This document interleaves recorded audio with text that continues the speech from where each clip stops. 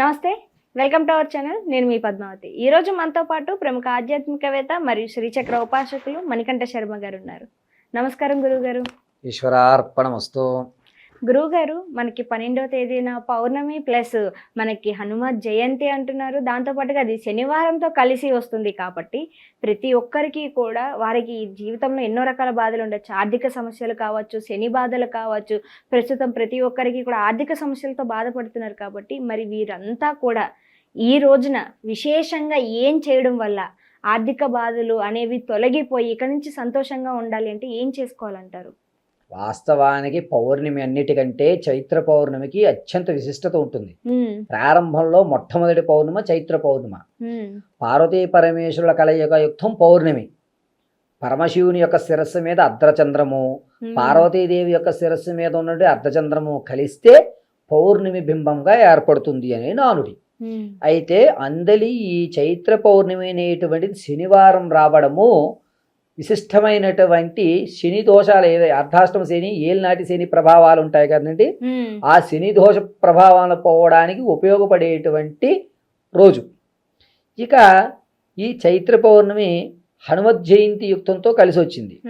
వాస్తవానికి ప్రాంతాల ప్రకారంగా నార్త్ వాళ్ళు వీరందరూ కూడా హనుమత్ జయంతి అని ఈ చైత్ర పౌర్ణమి రోజున ఈ వచ్చేటువంటి రేపు శనివారం రోజున చేస్తూ ఉంటారు.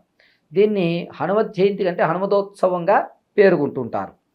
అయితే రేపు పౌర్ణమి రోజున తెల్లవారుజామున కుంకుడికాయ నీళ్ళతో స్నానం, అంటే కుంకుడికాయలు నానబెట్టుకుని దంచుకుని నానబెట్టి కుంకుడికాయలతో స్నానం చేసి చక్కగా పసుపు వర్ణమైనటువంటి వస్త్రాలు కానీ లేదా తెల్లటి వస్త్రాలు కానీ ధరించి ఏదైనా శివాలయంలో నవగ్రహాల చుట్టూ 21 ప్రదక్షిణ చేసి ఆదిత్యాయ చ సోమాయ మంగళాయ బుధాయ చ గురు శుక్రు శనిభ్యశ్చ రాహవే కేతవే నమః అని నవనాయకుల స్తోత్రం చదువుతూ 21 ప్రదక్షిణలు చేసి తదునాంతరము కూడా ప్రతి ఒక్కరికి ప్రతి గ్రహం దగ్గర కూడా వారి వారి యొక్క ధాన్యాలు కానీ లేదా మిశ్రి నైవేద్యంగా సమర్పించి కొబ్బరికాయ అర్పించి హారతి తీసుకున్న తర్వాత కాళ్ళు చేతులు కళ్ళు 3 కూడా కడుక్కుని శివాలయంలో చండీ ప్రదక్షిణ గావించి ఎవరైతే చండీ ప్రదక్షిణ గావించి శివాలయ దర్శనం చేసుకుని వారు యథాశక్తానుసారము ఒక తులసి దళం తీసుకుని నారాయణుడి దగ్గరకు సమర్పించండి అని లెక్క.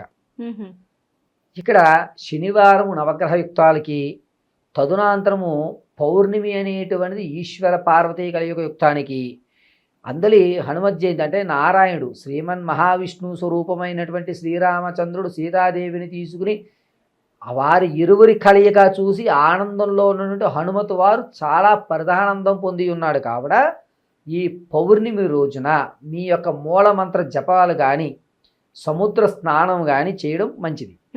గురువుగారు ఇంత క్రతువు మేము చేయలేమండి, మాకు ఇంకా జీవన భుక్తికు పరుగులు తీయాలి కావున అన్నటువంటి వారు ఇంట్లోనే సీతారామ లక్ష్మణ భరత శత్రుఘ్న పట్టాభిషేక యుక్తంతో ఉన్నటువంటి ప్రతిమకి తులసిమాల సమర్పించి నెయ్యి దీపం వెలిగించి సింధూరంతో తవలపాకు మీద శ్రీరామ శ్రీరామ అని 5 తవలపాకుల మీద రాసి దాన్ని మాలగా సమర్పించుకుని వడపప్పు పానకం నైవేద్యంగా సమర్పించి మీరు ఆఫీస్ నుంచి ఉదయం నుంచి సాయంత్రం వరకు వచ్చేలోగా ఎంత వీలుంటే అంతవరకు రామజపం గావించుకోవడం. దీనివల్ల శని ప్రభావము అర్ధాష్టమ శని లేదా ఏళ్ళనాటి శని ప్రభావం తగ్గుముఖం పట్టేటువంటి అవకాశం కలుగుతుంది. సాయంత్రం వేళ మళ్ళీ ఆఫీస్ నుంచి ఇంటికి వచ్చేసిన తర్వాత కాళ్ళు చేతులు కడుక్కుని మళ్ళీ నేతి దీపం వెలిగించుకుని ఉదయం ఉన్నటువంటి పానకము ఈ వడపప్పు ఏదైతే ఉంటుందో దాన్ని మళ్ళీ స్వీకరించి అరటిపండు పాలు తాగి ఆ రోజుకి పూర్తి చేసుకోవాలి. ఎవరన్నా అనుష్ఠాన దేవతలు ఉంటారు, కొంతమంది మూలమంత్రం తీసుకుంటారు, వారు సముద్రం యందు జపం ఆచరించడం చైత్రమాస పౌర్ణమి యందు ఆచరించడం వల్ల మహాకాళీ కటాక్షం కలుగుతుంది.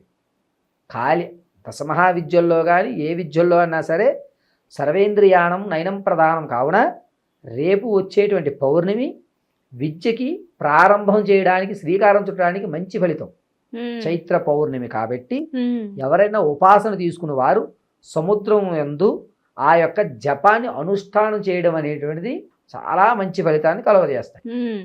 సమయము మీ ఓపిక.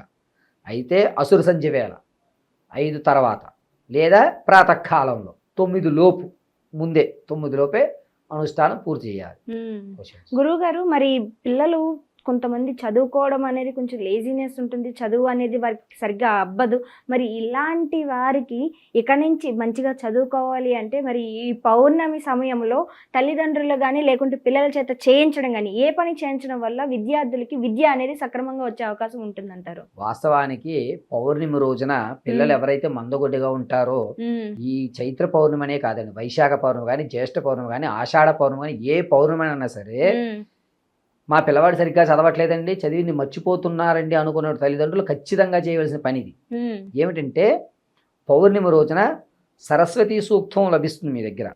సరస్వతి సూక్తం, నీలా సూక్తం, దుర్గా సూక్తం ఇవి వినండి, లేదా యూట్యూబ్లో పెట్టేసి మీ పిల్లల్ని లేపి మీ పనులు చేయించుకుని అమ్మవారి దగ్గర 2 నిమిషాలు కూర్చోబెట్టి తెల్లటి పుష్పాలు ఇచ్చి అబ్బాయిని అక్కడ పెట్టమని చెప్పండి. ఓం హైం శ్రీం సరస్వత్యై నమః అని చెప్పి 11 పర్యాయాలు పిల్లాడి చేత చెప్పించి అమ్మవారి దగ్గర బెల్లం నైవేద్యం సమర్పించి మరుసటి రోజు ఉదయం పౌర్ణమి తర్వాత వచ్చేటువంటి పాడ్యములో ఆ బెల్లంతో పరవాణం ఉండి పిల్లాడికి వేకుజామున 7 లోపు పెట్టేది. 8 గంటల్లోగా పాడ్యంలో పిల్లవాడికి పరవాణం నైవేద్యం పెట్టేయాలి చేసి. ఇలా ప్రతి పౌర్ణమికి కూడా ఎవరైతే మీ యొక్క పిల్లలకి ఈ 3 సూక్తాలు వినిపించి నైవేద్యం పెడతారో వాళ్ళకి చక్కటి విద్య లభిస్తుంది. గురువుగారు, మరి వివాహం కాకుండా ఉన్న వాళ్ళు మరి పౌర్ణమి రోజున ఏం చేయడం వల్ల తొందరగా సంబంధాలు వచ్చి అవి ఖాయం అవ్వడం జరుగుతుందంటే, దాంతో పాటుగా ఉద్యోగ అవకాశాల కోసం ఎంతో మంది కష్టపడుతూ ఉంటారు. డిగ్రీలు చేసినా కూడా, ఎంబీఏలు చదివినప్పటికీ కూడా ఉద్యోగాలు లేకుండా బయట ఖాళీగా ఉంటూ ఉంటారు. మరి వీరందరికీ ఈ పౌర్ణమిలో ఈ పని చేయడం ద్వారా ఖచ్చితంగా ఉద్యోగ ప్రాప్తి వచ్చే అవకాశం ఉంది అనుకుంటే ఏం చేయాలంటారు వీరు? పౌర్ణమి రోజున, చైత్ర పౌర్ణమి రోజున వివాహం కావాలనుకున్నటువంటి ఆడవారి యొక్క కోరిక కానీ, లేదా ఉద్యోగంతో సతమతమవుతూ ఉద్యోగం రావడం లేదే, నా శ్రమకు తగ్గ గుర్తింపు లేదు అన్నటువంటి వారు వేకుజామునే ఖచ్చితంగా 4:23 ఆవదంతో దీపారాధన అమ్మవారి ఎదుట చేసి మీ ఇంట్లో ప్రతిమ ఉంటే ప్రతిమకు పెట్టండి, లేదా ఏదన్నా దేవాలయంలో చూసుకోండి. అమ్మవారి దగ్గర ఆవదంతో దీపారాధన గావించి నిమ్మకాయ మాల ఒకటి మీ యొక్క చేతిలో పెట్టుకుని లలితా సహస్రనామం 2 పర్యాయాలు చదవండి. 2 సార్లు లలితా సహస్రనామ చదివి ఆ నిమ్మకాయల మాల అమ్మవారికి అలంకరణ భూషితం చెయ్యండి. చేసిన తర్వాత కాస్త సింధూరం కుంకుమ అంటారు, అంటే బ్రౌన్ కలర్లో ఉంటుంది కుంకుమ. ఆ కుంకుమ తీసుకుని శ్రీమాత్రే నమః అంటే దేవీ ఖడ్గమాల ఉంటుంది. ఈ దేవీ ఖడ్గమాల చదువుకుంటూ వెళ్ళిపోదు, అనిమాసిద్ధి లగిమాసిద్ధి గరిమాసిద్ధి ఇలా కాకుండా ఓం హైం అనిమాసిద్ధి శ్రీమాత్రే నమః, ఓం హైం గరిమాసిద్ధి శ్రీమాత్రే నమః, ఓం హైం లగిమాసిద్ధి శ్రీమాత్రే నమః. అలా టైం పడుతుంది, కానీ మంచి ఫలితము, ఖచ్చితంగా ఉద్యోగం వచ్చే అవకాశం. ఒక 3 గంటలు మీవి కాదు అనుకుంటే ఈ పౌర్ణమికి నేను చెప్పిన విధంగా చెయ్యండి, ఉద్యోగ అవకాశాలు రావడానికి 98% అవకాశం కనబడుతుంది. ప్రతి ఖడ్గమాలో ప్రతి నామానికి శ్రీమాత్రే నమః ఎదర ఓం హైం ఈ 2 బీజాక్షరములు శ్రీమాత్రే నమః బీజాక్షర యుక్తంతో ఖడ్గమాలతో అమ్మవారికి కుంకుమార్చన ఉదయం చేయాలి. సాయంత్రం వేళ కూడా, సాయంత్రం వరకు బయటక్కడ ఏమి తినకూడదు. ఉల్లిపాయ, వెల్లుల్లి, అల్లం, ములక్కాడ భుజించకుండా ఆ రోజు శాకాహారమైన భోజనం తీసుకుని సాయంత్రం వేళ మళ్ళా తలస్నానం ఆచరించి అమ్మవారి దేవాలయంలో ఈసారి 1 నిమ్మకాయ పెట్టుకెళ్ళండి. ఉదయం మాలిచ్చారు, ఈసారి 1 నిమ్మకాయ పెట్టుకెళ్ళి అది చేతిలో పెట్టుకుని లలితా సహస్రనామం 2 పర్యాయాలు, దేవీ ఖడ్గమాల ఎడం చేతిలో నిమ్మకాయ వస్తుంది, కుడి చేతితో అమ్మవారి కుంకుమార్చన చేసుకుని ఈ నిమ్మకాయని అమ్మవారి పాదాల దగ్గర పెట్టి ఒక 10 నిమిషాల నుంచి ఆ నిమ్మకాయ తెచ్చుకుని నీళ్లుగా స్వీకరించేది. ఇంకా భోజనము, పాలు ఏమి ఉండవు. ఆ నిమ్మకాయ నీళ్లు మాత్రం తాగి ఆ రోజుకు ఉపక్రమించండి. మీకు అమ్మవారు ఖచ్చితంగా మరుసటి పౌర్ణమికి దారి అయితే ఖచ్చితంగా చూపిస్తుంది. నిజంగా గురుగారు చాలా చక్కగా వివరించారు. ప్రతి ఒక్కరికి కూడా ఈ ఉద్యోగ అవకాశాల కోసం ఎదురు చూసే వారికి. గురుగారు, మరి ఇవన్నీ ఓకే, బట్ ఇవన్నీ చేసినప్పటికీ కూడా ఇంకాస్త మంచి ఫలితాలు కావాలి అంటే కనుక ఎటువంటి పరిహారాలు చేసుకోవాలి ప్రతి ఒక్కరు కూడా ఈ పౌర్ణమి రోజున? పౌర్ణమి రోజు అమ్మవారి పాదాలు పట్టుకోవడం తప్ప ఇంకొక పరిహారం ఎక్కడా ఉండదండి. నేను చెప్పినటువంటి ఏ పరిహారం ఉన్నా సరే అమ్మవారి పాదధూళి నుంచి లభించినటువంటిదే పరిహారం. ఇంకా మంచి ఫలితాలు అంటే కనుక మనము నిత్యములో 15 నిమిషములు భగవంతుడికి మన యొక్క పంచభూతాలకి మీరు కేటాయించగలిగితే 5 నిమిషాలు దేవతార్చన చేసి 10 నిమిషాలు బాల్కనీలో ఓపెన్ టెర్రస్ మీద, మన నెత్తి మీద ఆకాశం ఉండాలి, ఇంట్లో కూర్చోకూడదు, బయట గాలి వచ్చి వెళ్ళిపోతూ ఉండాలి, నేల మీద కాకుండా ఒక దర్భాసనం మీద కూర్చుని మంచి వస్త్రం కట్టుకుని చక్కగా విభూతి ధారణ చేసి కుంకుమ బొట్టు మధ్యలో పెట్టి చందనం భుజస్కంధములకు రాసుకుని 10 నిమిషములు మీరు నేచర్తో మమేకం అవ్వగలిగితే అమ్మవారి పరిపూర్తిగా నీ పక్కన కూర్చుని నీకు ఏ ఇబ్బంది లేకుండా చేస్తుంది. చాలా చక్కగా చెప్పారు గురువు గారు.